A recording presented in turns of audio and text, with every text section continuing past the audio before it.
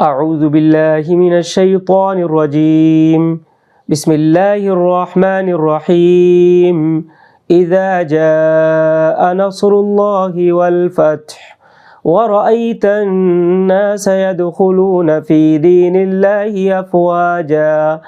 فسبح بحمد ربك واستغفره إنه كان توابا۔ صدق اللہ العظیم۔ محترم ناظرین و سامعین، یہ سورہ نصر ہے۔ اللہ رب العزت نے ارشاد فرمایا اس سورت کے اندر، ترجمہ اس طرح سے ہے، جب اللہ کی مدد آ جائے اور فتح نصیب ہو جائے، اور اے نبی صلی اللہ علیہ وسلم تم دیکھ لو کہ لوگ فوج در فوج اللہ کے دین میں داخل ہو رہے ہیں،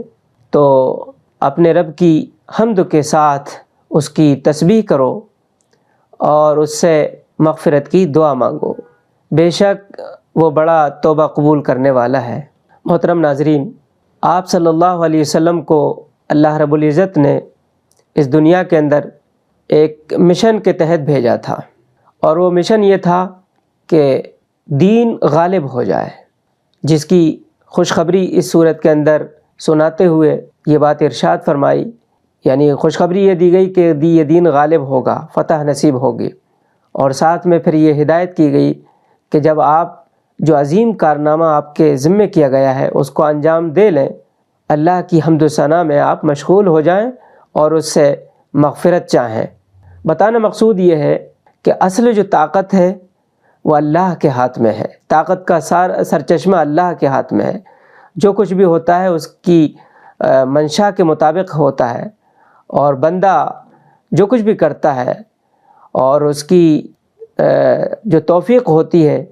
اس کی دی ہوئی، یعنی اللہ کی دی ہوئی توفیق سے ہی کرتا ہے۔ فرمایا کہ دیکھو جب تمہیں غلبہ حاصل ہو جائے اور لوگ جب اللہ کے دین میں داخل ہوں تو پھر کسی بھی طرح کی ایسا نہ ہو کہ کوتاہی تم سے سرزد ہو جائے اور کسی طرح کی کمزوری کا تم شکار ہو جاؤ، یا پھر اللہ تعالیٰ سے تمہارا تعلق کمزور ہو جائے۔ ایسا نہیں ہونا چاہیے، بلکہ تم کو ایسے موقع پر اللہ سے اپنی کوتاہیوں کی معافی مانگنا چاہیے کہ اس دین کے کام میں اگر کچھ کوتاہی ہو گئی ہے تو اللہ تعالیٰ اس کو معاف فرما دے۔ اس لیے ہم کو، آپ کو، سارے مسلمانوں کو، دین کا کام کرنے والوں کو یہ گویا سبق اس صورت سے ملتا ہے کہ ہمیں اپنی کسی بھی عبادت اور ریاضت پر فخر نہیں ہونا چاہیے۔ دین کی کوئی بھی ہم خدمت کریں تو اس کو کوئی بڑی چیز نہ سمجھیں، بلکہ اپنا سب کچھ قربان کر دینے کے ساتھ، سب کچھ لگا دینے کے ساتھ، سب کچھ کھپا دینے کے بعد بھی